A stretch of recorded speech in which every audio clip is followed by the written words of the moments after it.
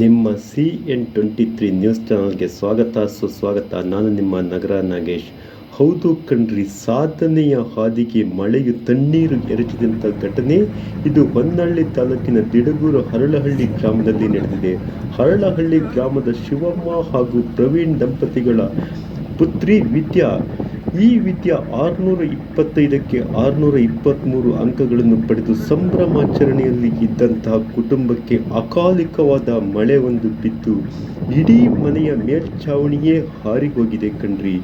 ಹೌದು, ವಸತಿ ಶಾಲೆಯಲ್ಲಿ ಓದುತ್ತಿದ್ದಂಥ ಈ ವಿದ್ಯಾ ಅತ್ಯಂತ ಕಡು ಕುಟುಂಬದಿಂದ ಬಂದಂಥ ವಿದ್ಯಾರ್ಥಿನಿ. ಅಮ್ಮ ಟೈಲರಿಂಗ್ ಕೆಲಸ ಮಾಡುತ್ತಾಳೆ, ಅಪ್ಪ ಆ ಕಡೆ ಈ ಕಡೆ ಕೂಲಿ ಕೆಲಸ ಮಾಡಿ ಮಗಳಿಗೆ ಅತ್ಯಂತ ಒಳ್ಳೆಯ ವಿದ್ಯಾಭ್ಯಾಸ ಕೊಡಿಸಬೇಕೆಂದು ಕನಸು ಕಂಡಿದ್ದರು. ಅಪ್ಪ ಅಮ್ಮನ ಕನಸಿಗೆ ವಿದ್ಯಾ ವಸತಿ ಶಾಲೆಯಲ್ಲೇ ಇದ್ದುಕೊಂಡು 625ಕ್ಕೆ 613 ಅಂಕಗಳನ್ನು ಪಡೆದಿದ್ದಳು. ಈ ಅಂಕ ಪಡೆದಂಥ ವಿಚಾರಕ್ಕೆ ಮನೆಯಲ್ಲಿ ಸಂಭ್ರಮಾಚರಣೆ ನೆರವೇರುತ್ತಿದ್ದಂಥ ಸಂದರ್ಭದಲ್ಲಿಯೇ ಅಕಾಲಿಕವಾದ ಮಳೆ ಬಿದ್ದು ಮನೆಯ ಮೇಲ್ಛಾವಣಿಯೆಲ್ಲ ಕುಸಿದು ಹೋಯಿತು ಕಣ್ರಿ.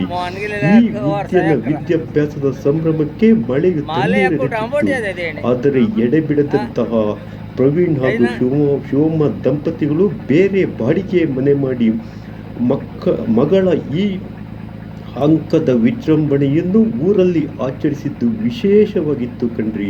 ಹೌದು,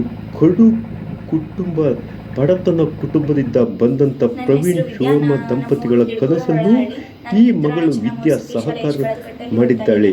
ಈ ಸಂಭ್ರಮ ಆಚರಣೆಯಲ್ಲಿ ಮಳೆ ಅಡ್ಡಿಪಡಿಸಿತ್ತು. ಅದೇನೇ ಇದ್ದರೂ ಸಂಭ್ರಮಕ್ಕೆ ಇಲ್ಲಿ ಕೊರತೆ ಆಗಿಲ್ಲ ಎಂಬುದೇ ವಿಶೇಷ ಕಣ್ರಿ. ನಿಮ್ಮ CN23 ನ್ಯೂಸ್ ಚಾನಲ್ನಲ್ಲಿ ಈ ಸುದ್ದಿಯನ್ನು ನಾವು ಬಿತ್ತರಿಸುತ್ತಿದ್ದೇವೆ. ನೋಡಿ, ಆನಂದಿಸಿ. ಆ ವಿದ್ಯಾಭ್ಯಾಸ ಇನ್ನಷ್ಟು ಎತ್ತರಕ್ಕೆ ಬೆಳೆಯಲಿ ಎಂದು ನಾವೆಲ್ಲರೂ ಹಾರೈಸೋಣ ಕಣ್ರಿ. ಧನ್ಯವಾದಗಳು. ಬರ್ತಾ ಇದ್ರು. ಇನ್ನು 3 ದಿನದ ಹಿಂದೆ ಮನೆ ಬಿದ್ದು ಗಾಳಿಗೆ ಮನೆಯೆಲ್ಲ ಬಿದ್ದೋಯ್ತು. ಅದೇ ರಿಸಲ್ಟ್ ಆ ಟೈಮಿಗೆ ಬಂತು.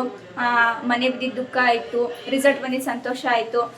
ರಿಸಲ್ಟ್ ಬಂದಿದ್ದು ಖುಷಿನ ಸೆಲೆಬ್ರೇಟ್ ಮಾಡೋಕ್ಕಾಗಲಿಲ್ಲ. ಇವತ್ತೆಲ್ಲರೂ ಸೇರಿ ಖುಷಿಯಿಂದ ಸೆಲೆಬ್ರೇಟ್ ಮಾಡ್ತಾ ಇದ್ದಾರೆ. ತುಂಬ ಖುಷಿ ಆಗುತ್ತೆ. ಅಕ್ಕಗೆ ಏನು ಹೇಳ್ತೀಯಾ ಸಾರಿಕಾ? ಅವಳು ತುಂಬ ಚೆನ್ನಾಗಿ ಓದಿದ್ದಾಳೆ, ಹಿಂಗೆ ಓದಲಿ ಅಂತ ಹೇಳ್ತೀನಿ. ನಾನು ಅವಳಂಗೆ ಓದಬೇಕು ಅಂತ ಖುಷಿ ಹೇಳ್ತೀನಿ. ಕಂಗ್ರಾಟ್ಸ್ ಅಕ್ಕ. ಪೇರೆಂಟ್ಸ್ ಆಗಿ ತಾವೇನು ಹೇಳ್ತೀರಿ ಪ್ರವೀಣ್ ಅವರು? ಚೆನ್ನಾಗಿ ಓದಿದ್ದಾಳೆ. ಇನ್ನು ಮುಂದೇನೋ ಅವಳಿಗೆ ಓದಲಿ ಅಂತ ದೇವ್ರದ್ದು ಬೇಡ. ಅವಳ ಆಸೆ ಈಡೇರಲಿ. ಅವಳು ನೆಕ್ಸ್ಟ್ ಸೈನ್ಸ್ ತಗೊಂಡು ನೀಟಲ್ಲಿ ಇದು ಮಾಡ್ಕೊಂಡು ಮೆಡಿಕಲಿಗೆ ಹೋಗ್ಬೇಕು ಅಂತ ಭಾಳ ಆಸೆ ಇದೆ. ಆ ಆಸೆ ಈಡೇರಲಿ ಅಂತ ದೇವ್ರದ್ದು ಬೇಡ. ಅಮ್ಮ ಏನು ಹೇಳ್ತೀರಿ? ಏನಿಲ್ಲ, ನಮ್ಮಂಗೆ ಅವಳು ಕಷ್ಟಪಡೋದು ಬೇಡ್ರಿ. ಅವಳು ಚೆನ್ನಾಗಿ ಓದಬೇಕು, ಅವಳ ಕಾಲ ಮೇಲೆ ಅವಳು ನಿಂತ್ಕೋಬೇಕು ಅಂತ ಹೇಳ್ತಾ. ಅಜ್ಜಿ ಏನು ಹೇಳ್ತೀರಿ? ಅಕ್ಕಿ ಚೆನ್ನಾಗಿರ್ಬೇಕು. ಇನ್ನು ಮುಂದೆ ಅಕ್ಕಿ ನಾವು ಕಾಲ ಮೇಲೆ ನಿಲ್ಲಿಸ್ಕೋಬೇಕು. ನಮ್ಮ ಕಷ್ಟ ಅವಳಿಗೆ ಬೇಡ, ಅಷ್ಟೇ ಸಾಕು ನನಗೆ. ಚೆನ್ನಾಗಿ ಓದಬೇಕು ಮೊಮ್ಮಗಳು. ತಿನ್ನಿಸ್ತು ಬಾಯಿ ಕರೆಕ್ಟಾಗಿ. ಹಾಂ, ಹಾಗೆ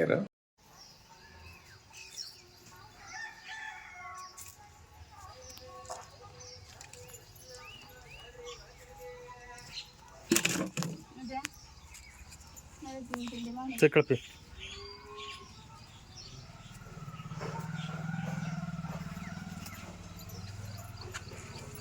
ಈ ಟಿವಿ ಹಾಕ್ತಾನಂತ ಕಣೆ.